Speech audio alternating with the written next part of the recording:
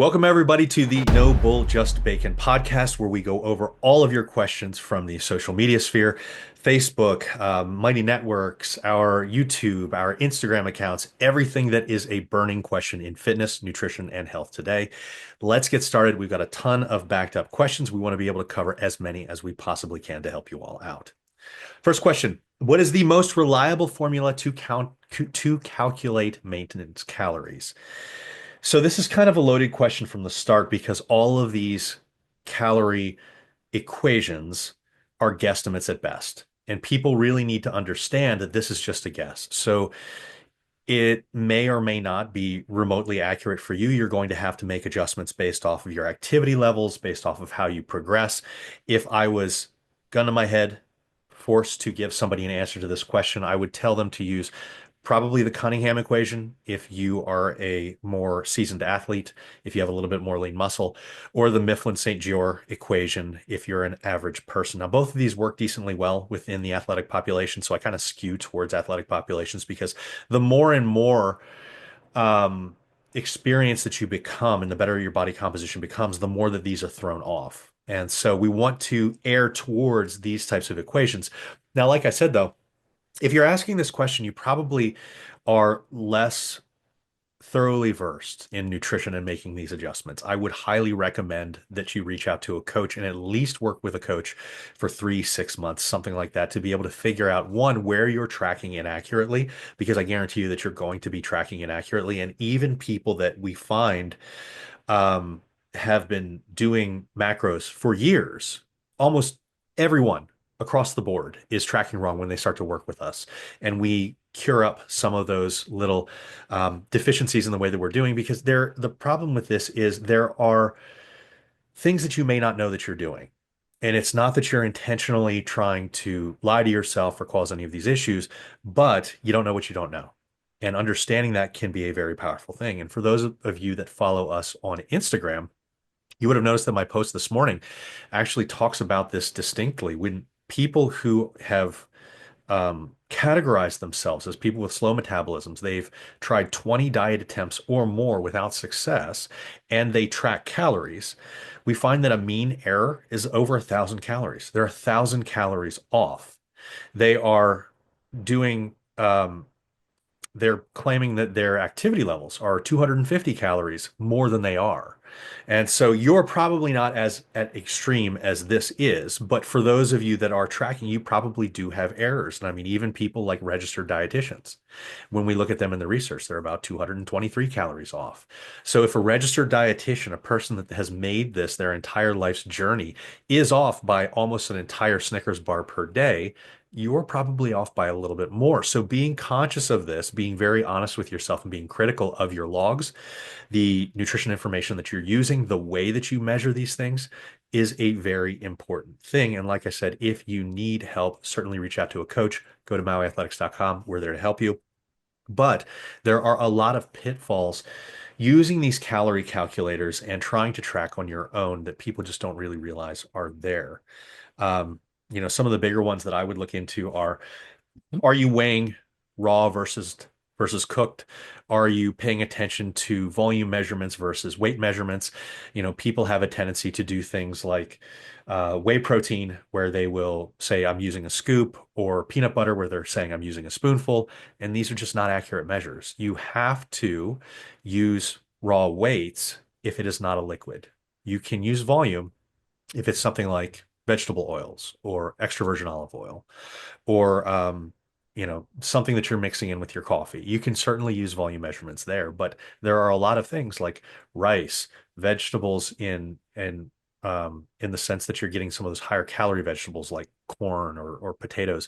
Using a cup is not an accurate measure, and you can be off by over 100 calories for each serving of that you do. So if you're doing this every day or you're doing this multiple meals per day, you could be off 5, 6, 700 calories. And like I said, the study in the people that had obesity and claimed that they were slow metabolizers, and this was over 200 participants. Literally none of them were out of bounds from what the predicted equation should put them at. So they all showed that they had accurate metabolisms, but their tracking was so far off that it caused all of these major issues, and it became a very frustrating point. Do you have anything else to add to that, Beth? Yeah, I mean the tracking issues aren't always necessarily,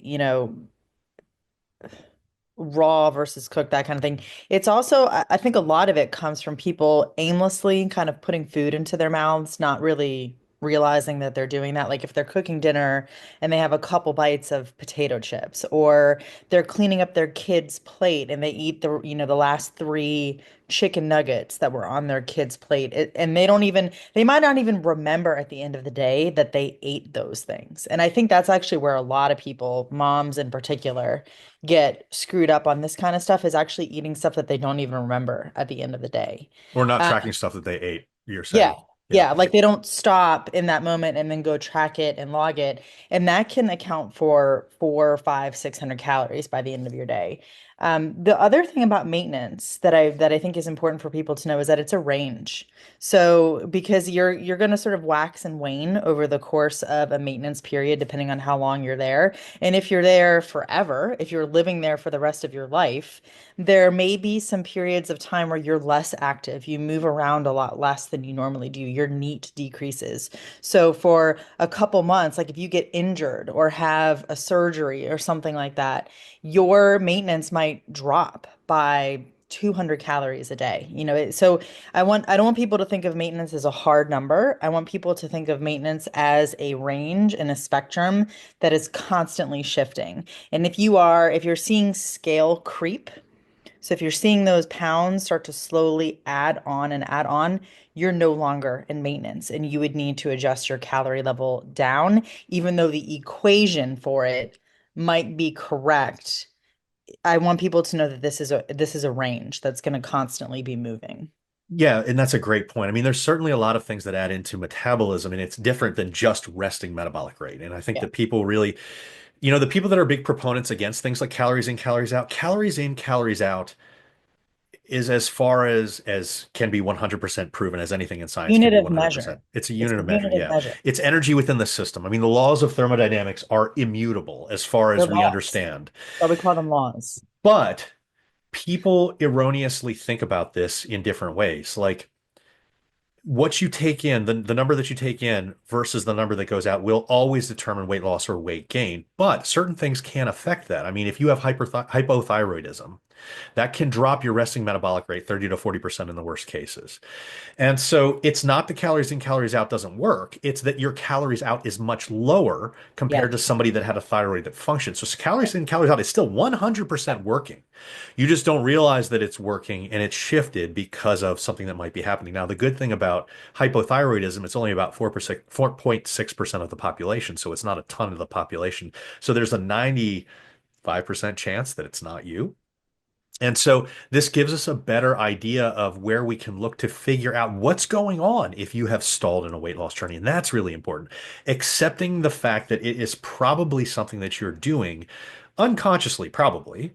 Yeah. Because I do believe that people really are honest and they're trying really hard. And I think that people take this as like an affront or They take it very personally when you tell Mhm. them that they're not tracking right, or And that that's they're not what this is at all. they're not if you say you're not eating 1,200 calories a day, they take that very personally. It's like you're not a bad person. Like, but you're not eating 1,200. I can almost guarantee you that you're not eating 1,200 calories a day. No, but let's assume that a person is, because I want to give a frame of reference here so people can become more comfortable along this journey and then maybe really understand what's going on with their body. Because if you have this information, then you can become more comfortable in understanding what's going on. If we look at the average woman's um, resting metabolic rate in the United States is about 1,450 calories. 1,450. Now, to lose body fat, we need to be 250 to 500 calories. That's where we want to be optimally to lose body fat and retain as much lean muscle as possible when we're doing that. So automatically that puts us down below 1,000 calories. Now that's just resting metabolic rate. Right. Now we add in activity, and activity can be anywhere from, depending on how sedentary you are, it can be like 400 calories to like 2,000 calories if you work on a farm and you're working 10 or 12-hour workdays on a farm.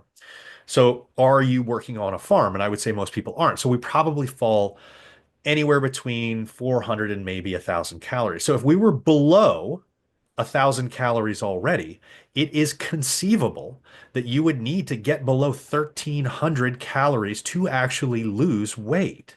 Mm. Now, this is an interesting conversation to have because when you talk about this with people that have been on social media, they say, oh, well, if you're below like, and it's somewhere around 12 or 1300 calories that everybody always quotes. And I don't know why they quote that. But if they quote that number, people will always say, if you're below that, you're going into this metabolic damage and that kind of stuff, and that's not happening. No, you're probably either miscalculating what you're putting in, or you're a very small sedentary person. Yeah. So you might be counting correctly and you might be 5'2" and you might not have much muscle mass. And so when people talk about, okay, well, if we want to get your metabolism going, we need to build muscle. That can be true. And particularly in people that consider themselves skinny fat, that might be the right answer Yeah. is to actually gain weight. Yep. Because being down at that 1200 calories, first figure out if you have any of these issues that we've talked about. Get with a coach, identify if you've got any counting issues, because that's the most frustrating thing. But once you've identified that, you might prove to yourself that I need to spend a year to three to actually building muscle and put that idea of being ripped and toned on the back burner because you're not going to get that toned look until you do this. So you add muscle. Yeah. Yeah, and so you can do it in two ways. You can either go into a build where you add the lean muscle as optimally as possible, or you can stay closer to maintenance and build up, but then it could be even longer than the time period that I gave you before. I mean, 1 to 3 years is assuming that we're going into an actual build Build. throughout those times. Yeah. And so people will typically, women in particular, but men in a lot, a high rate will say, well, I don't want to do that because I don't want to see any body fat coming on. And the thing is, if you're going to optimize lean muscle building, body fat accrual comes with that. Yeah. There's no situation where you've maximized lean muscle building that you don't also gain some fat. It's Yep. impossible. And so in a practical sense, it's impossible. Now you will see this happen very quickly, where you can gain a lot of lean muscle without gaining body fat in people that are brand new to training, people who are on steroids. But if you're not obese or in any of those two categories, you're probably not going to be gaining lean muscle at a super accelerated rate. So talking about this, figuring out where your calorie needs are is important. Having a proper expectation of what you can do is important, and then making the right choice for you is really important. I know that we've got some questions about building here coming up, but I wanted to touch on where people are, where resting metabolic rates sit. And men aren't much higher. It's about 1,700 calories as a resting metabolic rate. But women being at 1,450, I think really surprises people Hmm. because they Surprised it's don't, that high. huh? They're surprised it's that high. No, they're surprised that it's that low. Really, I would think the opposite. Well, you know more about nutrition. And so I think that people are surprised that it's that low because I talk to a lot of people and they're saying, oh, well, if it's at 1450 and I'm trying to lose weight, everybody's telling me that I'm doing it wrong if I'm not at 1900 calories and not losing weight as like a smaller woman. Like the message that keeps getting thrown out there is, oh, if you want to lose weight, add more calories in. Hmm. That's not why you add more calories in. I You know. never add more calories to lose weight. You never Right. do that. Yeah. You add more calories because you don't have enough muscle to sustain what you want to do or to reach your goal. Right. So when these influencers are telling you, well, add more calories in, maybe the ultimate endpoint there is actually where you need to go. But the whole idea of add more calories in because then you'll lose weight is 100% false. There's no situation in which you're at a calorie level, you're not losing weight, you add more calories, and then you lose weight. The only time that that becomes something that is confusing is when if you are so low that your metabolic adaptation has kicked in and you've stopped moving, adding more calories in, and then all of a sudden you get that jolt and you actually start moving again. So it's not the calories in, calories out isn't working. It's that when you stopped starving yourself to death, you actually started moving around, you started fidgeting, you started walking more during the day, and then that net activity caused a net decrease in your energy expenditure or your total daily energy expenditure. So then you lost weight. So if adding more calories in gets you moving more and creates a calorie deficit beyond those calories that you added in, yes, that can work. But if you're monitoring step count throughout this journey, that shouldn't be an issue anyways, because you should be able to tell, okay, well, while I've been losing this weight, what has my step count been doing? As a proxy for that activity throughout the day. And we've talked about this before. Aiming for a good starting point is between 6 and 8,000 steps per day. and then raising above that based off of how you progress and how you're feeling and the time allotments that you have during the day. But if you're not getting at least 6,000 steps per day, that's your number one answer right there. You're extremely sedentary. And Terry. Yeah, and that's a very common thing. So we went off track a little bit with this, but there's a lot to cover when we talk about why are people stalled. And then people really need to understand the background of what's actually going on. Calories in, calories out is always working, but your metabolism may not be as high as you think it is, particularly if your activity levels are really low. And if you're not getting 6,000 steps per day, it's very low. You're sedentary. So that's something to keep in mind. All right, next question. Does starting body fat percentage matter before doing a bulk? If so, at what percentage for women? Okay, so assuming that we really want to optimize lean muscle gain, being in a calorie surplus is the way to go. I mean, Alan Aragon and I are doing a four-part series in the Alan Aragon Research Review. So if people have questions about that, you can always check out that research review. You can gain muscle at maintenance, certainly, at least for a time.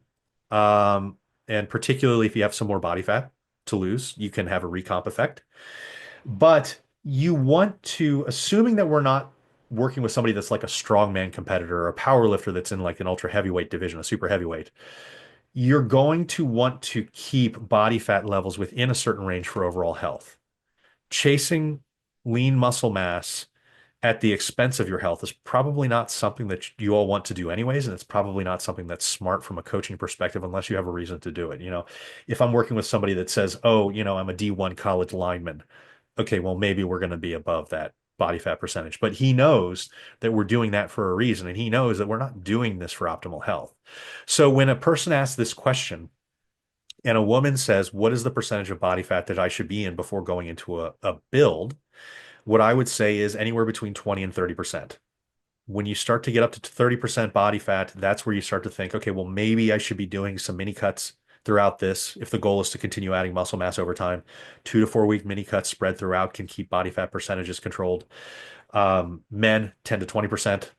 And we've talked about this in the past where we say, hey, there's always one person a woman that'll come in and she'll say, well, I'm at 18% all the time and I feel perfectly fine. Okay, cool. You're right outside the bell curve.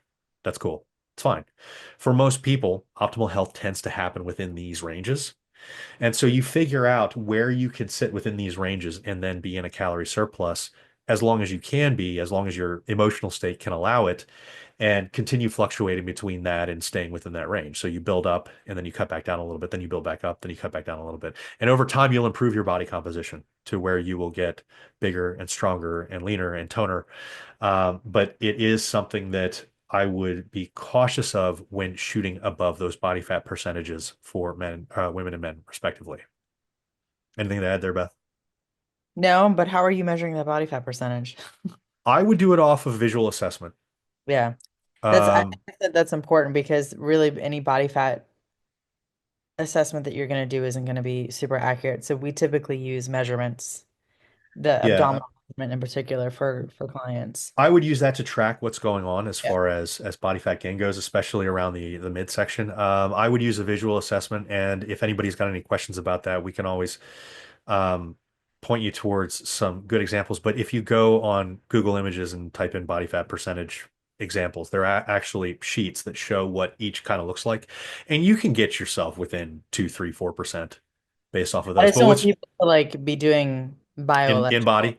Yeah, impedance. don't do in body. The bioelectrical impedance analysis, the BIA scans, they're off by as much as 8% in Trash. in both directions. So that's a 16% spread, and they're not standardized. So you cannot use them to tell whether you're gaining or losing. Yeah. DEXA is better. It's between 3, maybe 4%. But the problem is you can also visually assess that Yeah. if you know what to look at. So like it has about the same error as visual assessment.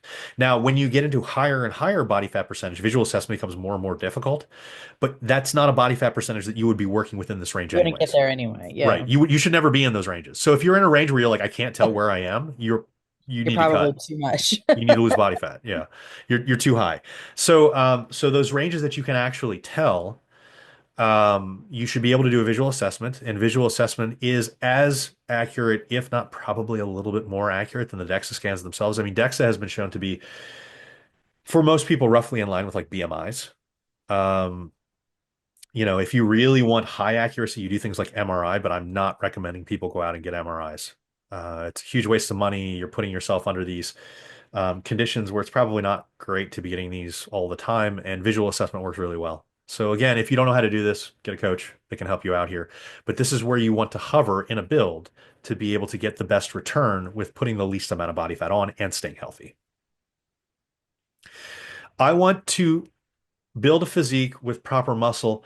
I have dumbbells and Smith machine. Which is better? My gym doesn't have a bar. I'm assuming that this is a Planet Fitness because they've got some dumbbells and Smith Yeah. machines and stuff like that. Um, assuming that you are not competing in a sport that requires a certain type of lift, um, either works. And they've done studies looking at physique. They've done studies looking at strength. They've done studies looking at transfer to function, so like functional fitness. And believe it or not, Smith machines, regular machines work just as well as free weights in transfer to everyday function. Yep. And so I would say whatever's available to you, whatever you enjoy the most, and whatever hurts you the least. And that's not saying, shy away from discomfort, but like if you've got one movement that, I'll have people that'll do barbell curls and they'll say, hey, these kind of really hurt my forearms. And I'm like, do you have an easy curl bar available? And they'll be like, no. And I'll be like, okay, well, go to dumbbells or go to a preacher curl machine or go to anything that makes that bicep flexion possible. And the outcomes are the same for things like physique, for things like strength and transfer to function. I think that the transfer to function is the thing that really takes people by surprise, is that there's this thought process that for some reason machines don't cause a functional transfer. And they 100% do, Yeah. according to the research. And they 100% do in the populations that need it the most. Yeah. And I so love this, machine work for people. I think machine works great. I would never replace free weights entirely. I like this the variance and stimulus. But if you never use machines or cables because you're like, well, I want the best return, you're hamstringing your own progress because you can't make an entire program off of a barbell in the same way that you can off of some of these other things that allow you to tax the muscle without putting extra tax on the joints or extra tax on the nervous system. And so these allow you to more thoroughly hit it when it's part of an overall comprehensive program. And I think that for people, particularly with nagging injuries, machines can be a saving grace because they allow you to continue progressing during those periods that you otherwise would not be able to because of those nagging injuries themselves. It gives them time to heal up while you have an alternative that you can do that you otherwise wouldn't have if you were just sticking to something like a barbell. Mhm. So these are I awesome. will say, Planet Fitness, I think most of them at least, because I did sort of get the sense that this is a Planet Fitness question. I have a client who she just finished a build, and she belongs to Planet Fitness. And so we did a lot of Smith deadlifts, Smith RDLs, Smith lunges. So there's a lot that you can do in the Smith machine to stimulate your legs. But her Planet Fitness also has a hack squat and a leg press. So you should also have, I don't know that they all have hack squats, but I'm pretty sure they all have leg presses. You should be able to have other machines at Planet Fitness at your disposal. But even if you don't, there's plenty that you can do with the Smith machine and dumbbells to get done what you need to get done. Yeah, and many of them have preloaded barbells, Yep. which can Yeah. be used Yep. by a lot of people for Hmm. whatever exercise you want to use. Yep. When cutting, I know to up protein, but where should carbs and fats fall? Okay, just so we cover this for everybody else, since the person that asked this question seems to understand this. As your calories go down, as you are deeper into a calorie deficit, your protein needs probably go up. This is anti-catabolic. It prevents the loss of lean muscle. It allows you to recomp a little bit better. And even over 1 gram per pound of body weight in the non-obese is appropriate for this, up to about 1.45 grams. I always just say 1.5, but the research suggests up to about 1.45 grams. You're going to see continued benefits in body composition, maybe satiety, if you can maintain that type of diet. Now, I'm not saying you have to, but for those of you that are scared to go over 1 gram because it's really cool these days to say don't go very high, That's not really what the research is showing us if body composition is the main goal. And there's a reason that nobody who wins bodybuilding competitions eats only 1 gram of protein per pound of body weight. They don't. They eat higher than that. Yeah. And they eat higher than that because the leaner that you are and the deeper in a deficit that you are, the more protein you probably need to get the better result. And so these studies where people are like, well, you don't need to go above 0.72 grams per pound of body weight. That's not wrong under the right context. If the idea here is building the most lean muscle at maintenance or above, you probably don't need to go above 0.72 or zero point 0.8. You can have some benefits going above that, particularly for satiety, maybe body composition, to prevent a little bit of addition of body fat during that journey, but it's not necessary for muscle building. And so people get this mistaken idea that, oh, if somebody said that I don't ever have to go above this, therefore there are zero benefits to ever go above this. That's not entirely accurate. So we know that protein needs to go up as we get deeper into a cut and the leaner that we are. So what do we do with carbs and fats? The idea here is when we're in a calorie deficit and this person is trying to lose body fat, you have to maintain a minimum of fats to be able to account for immunological function, cell wall integrity, hair, skin, nails, hormones. All of those different things require fats. Absorption of vitamins, vitamins and minerals that are fat soluble. We'll need them. And so we want to at least hit zero point 0.3 grams of dietary fat per pound of body weight per day in the non-obese. If you're obese, you can technically go a little bit lower because you've got body fat stores that can kind of account for some of these things. But for the average person, zero point 0.3 grams per pound of body weight. So if we're hitting let's just say we're doing 1 gram of protein per pound of body weight, we're doing zero point 0.3 grams of fats per pound of body weight. Those are our either goals or minimums for whatever this cut is. You can then distribute the rest of your calories any way that you want, as long as you're staying within that calorie allotment. So you can put them into fats, you can put them into carbs, you can put them into whatever you want. I would highly recommend putting a decent chunk of them into carbs as you can, and particularly into fruits and vegetables, because as we're cutting, our calories are coming at a premium. We need to maintain health, which means we need to have the most nutrients in our system as possible. And there's nothing in the world that is going to beat fruits and veggies for the amount of nutrients that you get, for the calories, and for the satiety that they provide. And that's why when we look at research, looking at people that have successfully lost weight and maintained it more than a year, they're almost all, it's 83% of those people that do this are lower fat, higher carb in comparison. The lower carb, higher fats only account for about 17% of people that can maintain weight loss long term. And it's not that there's anything wrong with the higher fats. It's that it is more sustainable for most people. You fight hunger a lot better. You feel a lot better with fruits and veggies in a diet.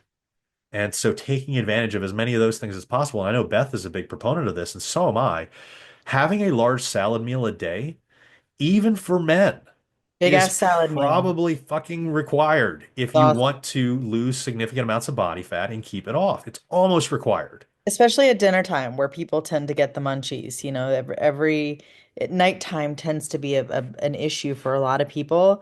Every single time I've done a cut for a weightlifting meet or whatever, my dinner meal almost always turns into a big ass salad where I have a huge bowl of lettuce, tomatoes, cucumbers, red onions, banana peppers, like cilantro, like everything that I can throw into all kinds of peppers. And then a boatload of either shrimp, mahi, or chicken breast. So it's a lean meat on top of that. So it's so high volume. And honestly, like you've seen me, it takes me like 45 minutes to eat that thing. Well, we'll Um, often use serving bowls as yeah, our like bowls for these we things. use We the don't we don't big, use regular bowls. no, we use the big serving bowls for it. And like it takes me 45 minutes to finish that shit. And I use, low calorie dressings. You can put, if you have room in your fat macros, you can throw some avocado or like blue cheese. Like these salads taste really good. But it keeps me like I'm stuffed after that. Like I don't feel like I need something sweet. I don't feel like I need a dessert, and I'm full up through the time that I go to bed. And it's such a hack that people just don't employ often enough. And it has saved me on so many cuts. Yeah, I mean, it makes a big difference. And a lot of times for people that have lost a lot of weight long term, your hunger cues, your hunger signaling is going to be worse than a person that had always been that body weight. And we've talked about this where you drop from 200 pounds to 150 pounds. If you compare yourself to a person that's always been 150 pounds, you're going to experience more hunger than they experience, and a lot more Yeah. hunger in some cases. And sometimes that lasts years. And so when people talk about trying to prevent weight regain, one of the things that I really point out is when you get down to where you want to be, it's not like all of a sudden you're done. Yeah. You might be able to bring calories back up a little bit as you are shifting into maintenance from a deep cut, but you're still mostly going to be eating those foods that you ate all the way down. Seriously, you're just going to Yeah. be sticking to the same foods, just more of them. You're not going to all of a sudden be eating pizza every day. You Like it can't doesn't, that eat doesn't what you happen. can't eat what you used to eat and maintain the body that you got eating something completely different. And Right. high volume foods for those people are always going to be their friend because if their hunger and satiety signaling is off, you have no choice but to stick to high satiety foods. Otherwise, you'll easily regain that weight. Yeah. Can a trained individual really build muscle at maintenance? The Yes, the higher body fat that you have, the less trained you are. So, I mean, you get diminishing returns the more and more trained you are. Yes, you can. However, trying to consistently, like, let's say that you have significant amount of muscle that you want to build, trying to stay at maintenance consistently is like balancing on a razor's edge. Yeah. You're going to dip under sometimes. You're going to go over sometimes. You need a little bit of excess energy to actually build muscle if you're lean and the more trained that you are. So trying to consistently hit maintenance and still gain significant amounts of muscle is almost an effort in futility in a lot of cases. If you've got body fat to lose, yeah, 100% I can get more on board with that because we've got somewhere where we can repartition some of this energy into lean muscle. You'll burn a little bit of body fat, you'll lose a little bit of body fat while you build a little bit of muscle, and that can happen over time. But the leaner that you are, the more and more that this becomes probably an exercise in futility if you want to see significant change. And so, can you? Yes. Can you? Maybe, maybe not. And that's going to be dependent on the person. And that's why these, individual assessments are very helpful because then you can determine what is right for that person. And they don't have to wonder, am I doing what's right? Am I wasting my time for these next 6 or 8 months? Or am I actually progressing as I should be? Can two full body lifting days be enough to build muscle at menopause? Yeah, absolutely. Particularly if you've never lifted before. And a lot of times we're seeing these women coming in and lifting for the first time because, the idea that they're going to have sarcopenia or have osteoporosis has finally scared them into lifting. Whereas we hope that people get into lifting as soon as you possibly can. There's no better day than today to get into lifting. If you are just starting out and 2 days a week is what you can do, sure, full body days are great. That's a wonderful way to set this up. I wouldn't put the two full body days back to back if possible. Optimally, you spread them out by at least a day. So if you only have 2 days to lift and your days to lift are Saturday and Sunday, you can still do two full bodies. But if you've got the ability to spread things out, spread it out more, and then you can actually set them up in a little bit of a better fashion. But yeah, don't get frustrated if you're a person that's saying, "Hey, I can only work out 2 days a week." You can certainly progress if you've just started out. You can probably progress even if you're, intermediate. You can certainly maintain if you're more advanced with 2 days a week. So it's never wasted. It's always a benefit. And don't get discouraged. Do what you can do at any season in life, and when life opens up a little bit more, add that third day in. Um, Not fitness related, but why is beef protein isolate not counted towards protein intake? Is it a processing thing? Beef protein isolate has a poor amino acid profile. I don't want to spend a whole lot of time stressing on this, but I do want to point this out because beef protein isolate is the kind that really confuses people since it sounds like it should be good. It's not actually beef meat. It is connective tissue and blood product. It has an amino acid spectrum that is akin to Jello, and nobody would eat Jello to hit their daily protein needs. People are confused by collagen, beef protein isolate, bone broth, all these other different forms, gelatin, because there are studies. And I actually had somebody that tried to, they weren't actually arguing. They brought up this study because another influencer slash researcher presented it as a reason to buy collagen. In the study that they presented, and this is how this can get tricky and why it confuses everybody, including the researchers themselves.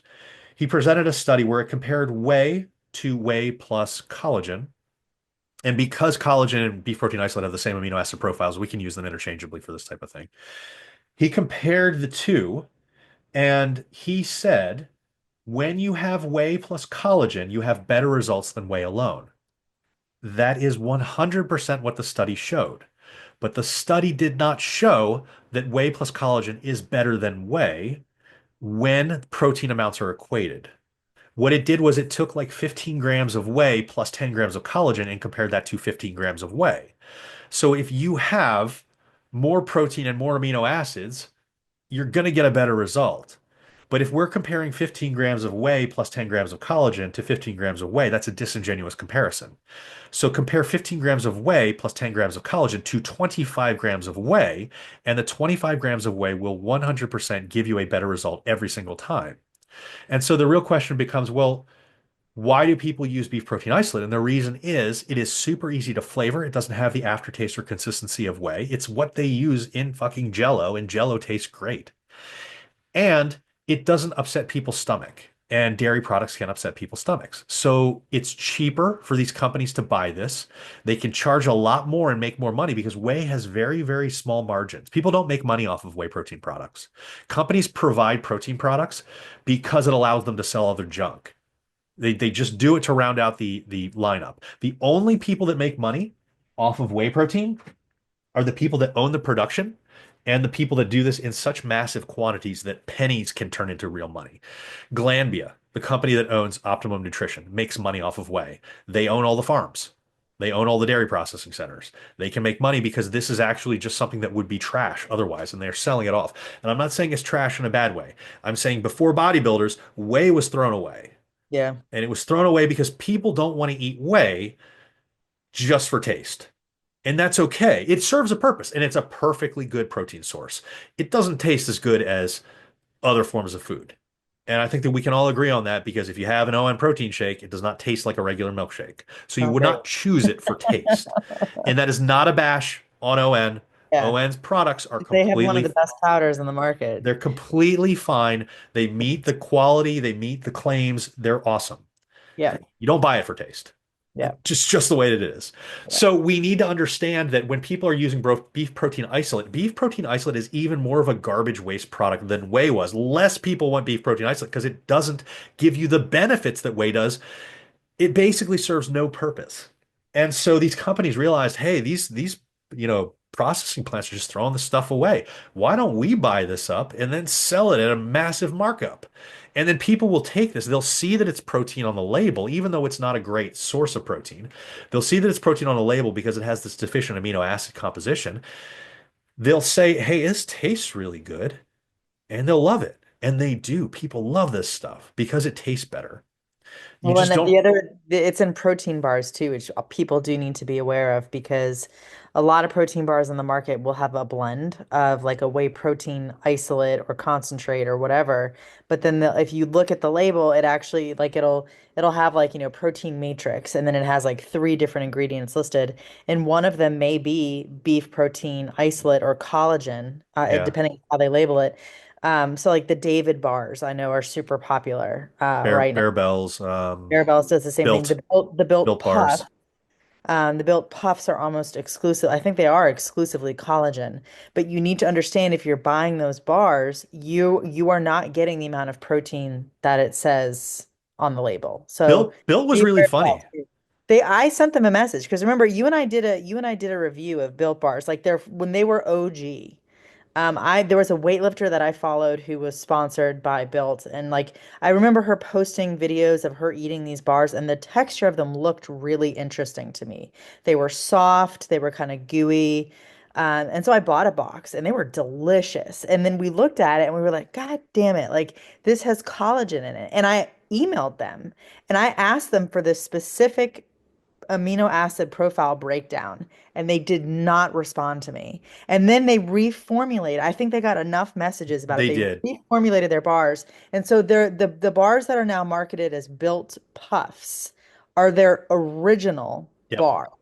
And their new bars are now a different formulation with true, like built regular built bars are legit. Like there's no collagen, there's no beef protein isolate in it, but they had to completely rebrand, I think, because people started calling them out on this. They did. And I remember when this was happening, and I actually remember a few of their athletes messaged me about it. And I told them what we're talking about here. And I was like, ask them for an amino acid breakdown. That's, And every one of them came back and they said, oh, they wouldn't give it to they didn't us. give it. And so they're not like, if you have any company that has like these beef protein isolates, ask them for the amino acid breakdown. We can go over it with you and we can show you where it's deficient compared to Yeah, regular protein. yeah. And so it's really funny because when you ask a company that has one of these things, they will 100% never give The you an amino ghost. acid breakdown because they'll Yeah, know that when you get that, you'll be able to tell how much it's lacking in actually whole comprehensive protein, yeah. So and just know so if you're eating a David bar or the Bear Bells, I don't even know how many grams of protein the labels claim that they have, but let's say they have 20 to 25 grams, you're probably getting like 15. So just be aware of that, that if you see that on a label on a protein bar, it's in a blend, it's in a mix, you're not getting the protein that's on the label. now, I just would not use this to hit your minimums. For sure. Once you're above minimums in Yeah, protein, it doesn't really matter. knock And yourself there out. are studies that show that where like people are like, well, I have a collagen supplement and it didn't negatively affect my progress. And it was like, well, right, because you were getting your You're already minimum, eating enough you were protein. already eating 0.72 to 8 grams of protein per pound of body weight per day. So like this bumped you up to zero point 0.9. So Right, it didn't matter right. because any deficiency in the amino acid is going to be picked up by other protein containing sources, amino acid containing proteins in the diet. And so if you make a large portion of the diet off of these things and you're not hitting your minimums or you're just at your minimums, you're going to have a problem. Yep. If you're significantly above your minimums or the majority of your sources are from whole minimally processed foods, and this is a super small portion, it probably doesn't make a difference. But that's why I tell people don't use this to hit your minimums. Hit your minimums first, or at Meat. least plan to hit your minimums first.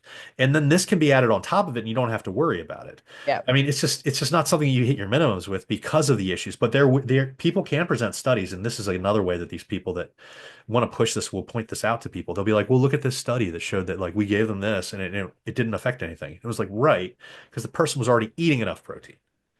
So you can massage this in the research to show whatever you want it to show, but be careful when people are presenting these. And like I said, if you ever have a question about it, send that company a message and say, "Hey, can you give me an amino acid breakdown of this?" You're never going to hear back. You'll never hear Not back if it from me. says any of these things on the label. Um, all over social media these days, I see stuff screaming about spikes in blood sugar. Do I need to care? No.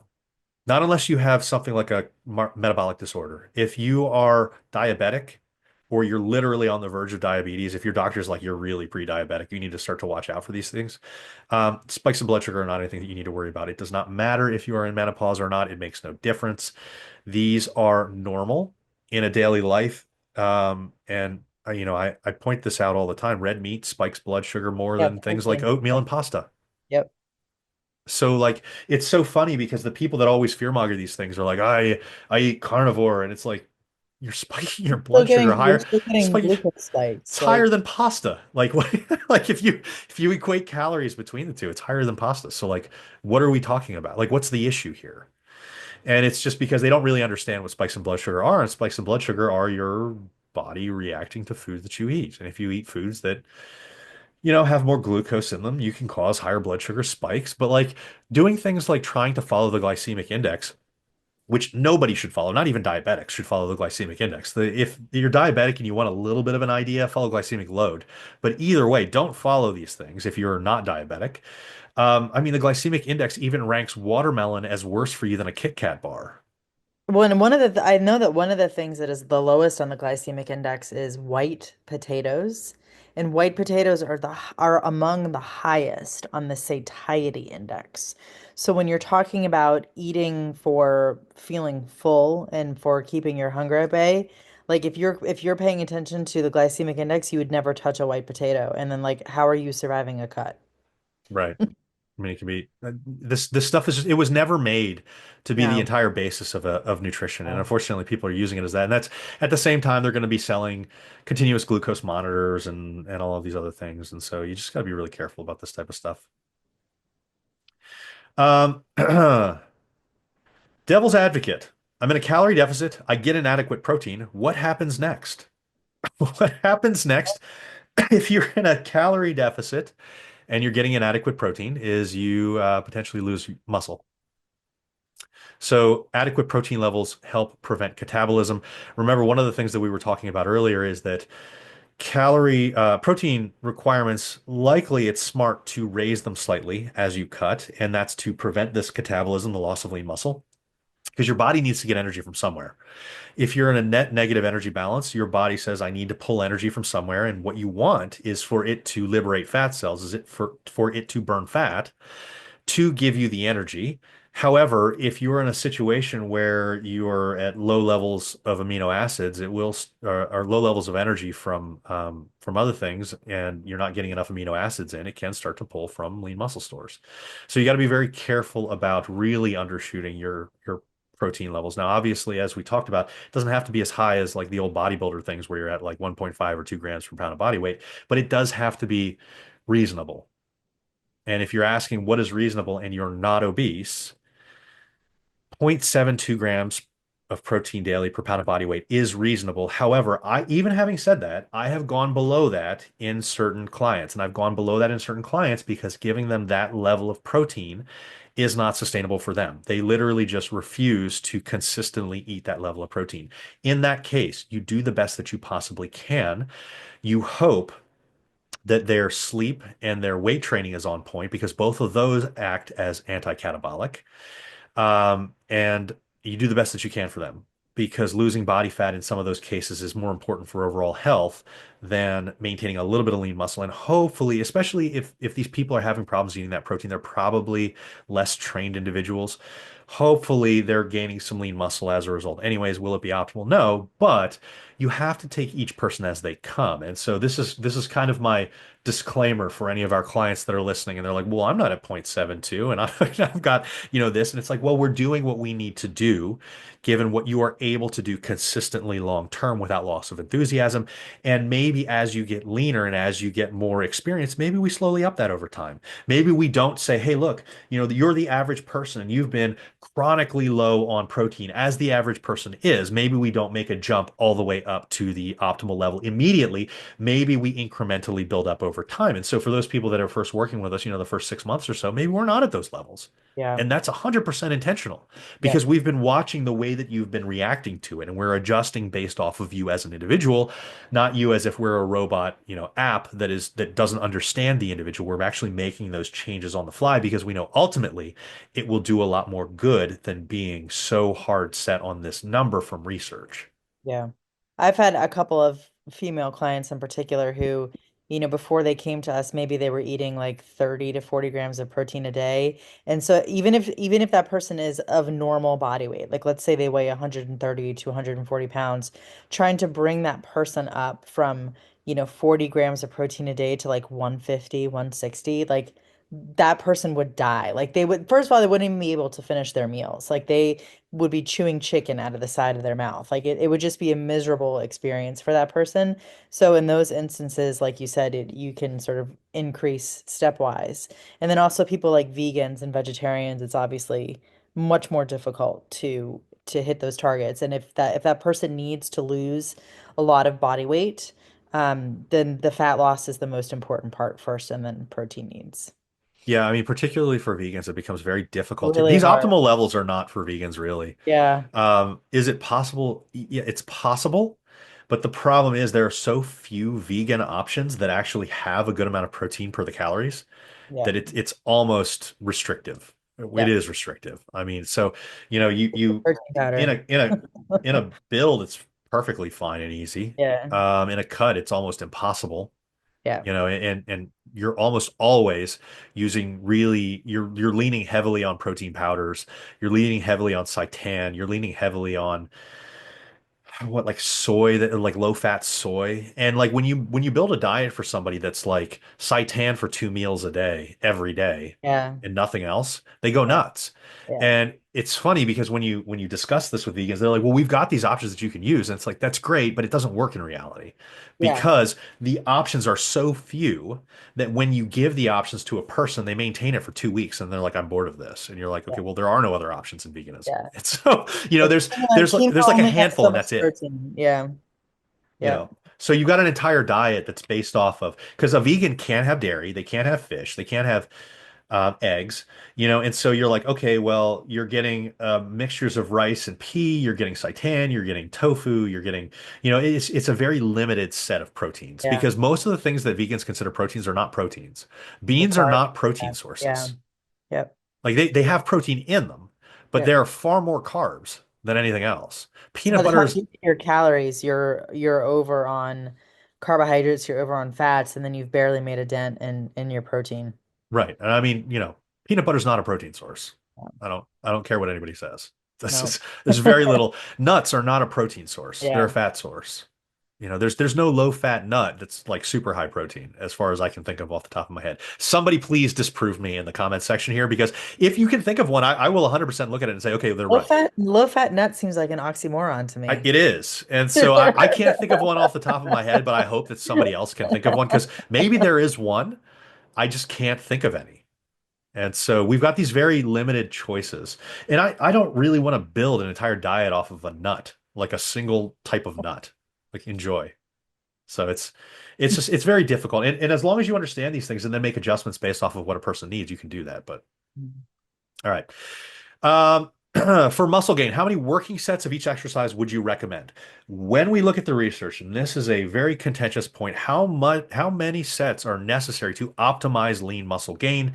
The current research suggests anywhere between 10 and 20 working sets per muscle group per week. However, every one of these studies that says that uses fractional sets.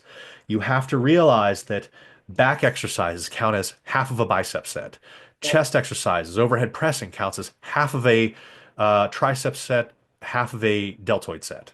Hmm. So we will have people listen to us and then say, okay, well, I got to do that. And then their programs that they make for themselves are massively convoluted. They're huge. They're these Too much they're volume these for them. huge Yeah. programs. Yeah. And so they'll have like How about 16 sets of 10 biceps separate triceps? alone. Yeah. Yeah, 16 sets of biceps alone, and then 16 sets of back. And it's like, holy shit, you're way Yeah. above where you should be for just biceps, and you're wasting so much time doing that. And Yeah. so, like, it's not that the research is really funny about this because there's a little bit of a contentious point with this because we've got edema that comes into play. We've got um, measuring methods that come into play that shed some question in these really high volume sets. But I mean, technically, what the research shows is that even at 42 sets per muscle group per week, we see increased gains. But the problem is we see like 97.5% of that at 10 to 20. And then everything above that seems to be minuscule at best. It's diminishing returns click in hard, even at 18 working sets per muscle group per week. We see diminishing because there's a little bit of a range where it's depending on, what was the sample size that they used, what were the people that they used. And so anywhere between like 10 and 18, 10 and 20 seems to be a sweet spot. But going above that doesn't seem to really give you much. And so you're losing the time that you could have been spending with family, that you could have been meal prepping, that you could have been getting an extra hour of sleep because you're doing Sleep. fucking bicep curls to get Yeah. 20 sets of just bicep curls into play. And so when we talk about this, we want people to be realistic about what they can do and then to program intelligently because if you don't realize that fractional sets are in play, you're going to be doing way too much volume. Too Is much. it going to hurt? Not if you're recovering, not if you have unlimited amounts of time, not if you're staying on top of your nutrition and sleep, but unless you're like a college kid with an easy major, you're not able to keep up with these types of things. And even in that case, you might not be able to recover from super high volumes without steroid usage. Yeah. And so there's a lot of reasons why you would not go above these levels. Sounds like And a the lot of main reason is self-harm. you're just wasting your time. Yeah. Well, and then are they going to be able to adequately take those sets to the proper intensity? Like if you have like if I'm intentionally put like if I think that I need 10 sets of just pure bicep work, per week, and I'm not factoring in any of the back work that I'm doing. So let's say I have 5 full bicep exercises on the same day that I have 5 back exercises. I would argue you cannot adequately do all of those with the appropriate amount of intensity. I mean that becomes a limiting issue is that how do you spread these out over the Yeah, week? And if you're not on steroids, then you probably need a frequency of at least 2 to 3 times per yeah. week. Um, because you want to maintain intensity is it's not more important than volume. It's at least as important Hmm. as proper volume. And so you're as a outside of the beginner stage, you want to be within 1 or 2 reps short of failure. Yeah. 0 to 2, 1 to 2, short of failure. I Because would if you're think your not, biceps would be smoked by the end of a session like that. Like you wouldn't be able to do anything. they should be if you're Yeah. training correctly. And I mean, I really want to point this out for people that really want to make big progress in this. You should be feeling it by the end of your very first working set. The first set of your I first mean, like exercise in if the you day. had like 5 back exercises and then 5 bicep exercises, my point is you wouldn't even be able to make it to the end of that bicep session without like you wouldn't be you if you're bringing the appropriate amount of intensity, I don't think that that is possible. And that's one of the things that people talk about when they talk about the issues with these higher volume studies is that there's a contentious point that the people that showed these benefits in these higher volume studies are because they were phoning in some of those earlier sets Yeah, and then they were using the higher volume to make up for the fact that they had make up for it. poor intensity in the Yep. earlier sets. That is one of the arguments, yes. And so I am not convinced in any way that these people that are spending 3 hours in the gym are really getting any better results than people that are No. spending an hour to an hour and a half. And If you're going hard. if you're Yes. spending more than an hour and a half and you don't have technical work in play, I mean, I can see like Olympic weightlifters spending more than an hour and a half, but Oh yeah. they're doing a lot of technical work. Yeah. They're not just hammering away at the muscle for an hour and a half. You can't Yeah. hammer away at a muscle for more than an hour and a half, like even a group of muscles without your nervous system just being like, okay, we're done. I actually timed one of my weightlifting sessions back when I was actively weightlifting. Like I timed the true amount of time under tension. And my whole session, my most of my sessions used to be about 2.5 hours.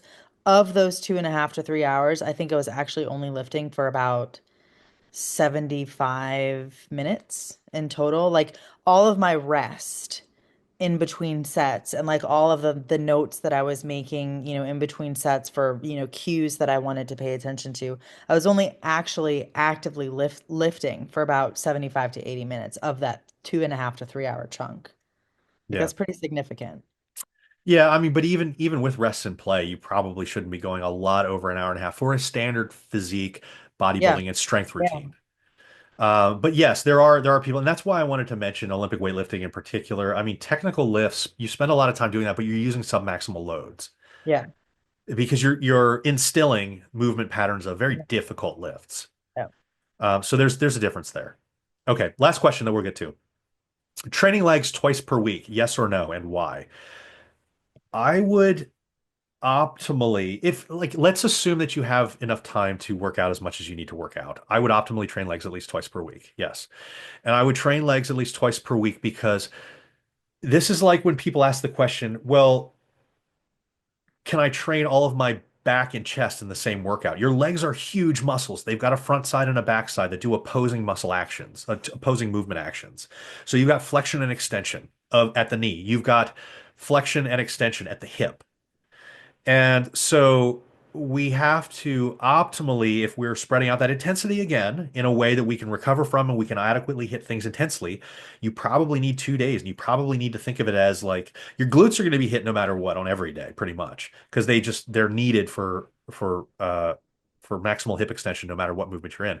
But your quads are going to extend at the knee, your hamstrings are going to flex at the knee. You're probably going to need I would set things up optimally days where I would focus a little bit more on quads one day, a little bit more on hamstrings the other day. I would include hamstrings and quads many times in those days where I'm focusing, but my ratio would change. Yep. And my ratio would change to allow for adequate recovery and to hit the shit out of that muscle. And then once I beat the crap out of quads on Monday, I would beat the crap out of hamstrings on Thursday.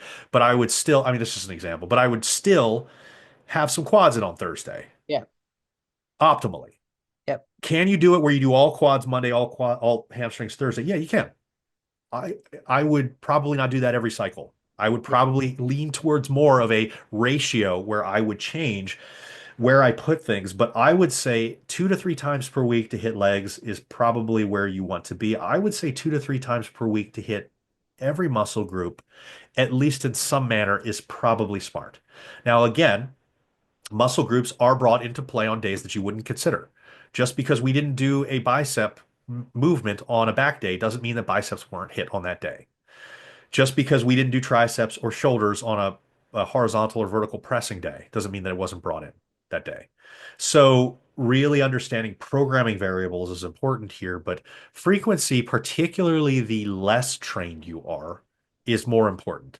Beginners should never try to do like the old bro splits where it's like chest one day, back one day, arms one day, like hitting an entire 10 to 12, 20 working sets per muscle group per week in one day is is probably dumb the less experienced that you are. As you become more and more experienced, you become able to handle higher volumes and recover a little bit better. I mean, think about when you first started working out and you were super sore after doing an exercise. And then the more that you do it, the less sore that you get. Yeah, you will build up a tolerance to this type of stuff. So when you look at like the 1960s, 70s, and 80s, and the bodybuilders all did those body weight splits and they were all huge. One, they were on steroids, but two, they were all very advanced athletes.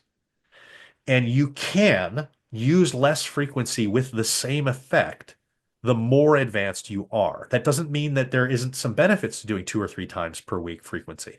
That means that if you're looking at a program that's written by a super advanced person, particularly when they're on steroids, and they're like, this is what I do, that doesn't mean it's appropriate for you. That means it's appropriate for the top 2% of advanced people who have beaten the crap out of themselves in the past. And maybe they would have gotten to that point faster if they would have been doing 2 to 3 times per week. But there they are where they are now. For beginners, 2 to 3 times per week frequency is really an optimal thing. And I'm not saying 3 times is better. What I'm saying is splitting frequency up beyond one is probably smart for the majority of people. And even I train that way myself, and I would consider myself not a beginner. Okay. Anything else to Agree. add to that, Beth? No, totally agree. All right, guys. Thank you for joining us again for another podcast. We will see you next week on No Bull Just Bacon. Thank you for all the questions that you've given us. If you have anything, reach out in Facebook, Mighty Networks, Instagram, or YouTube, and we will cover your questions in the coming weeks. Thanks, guys.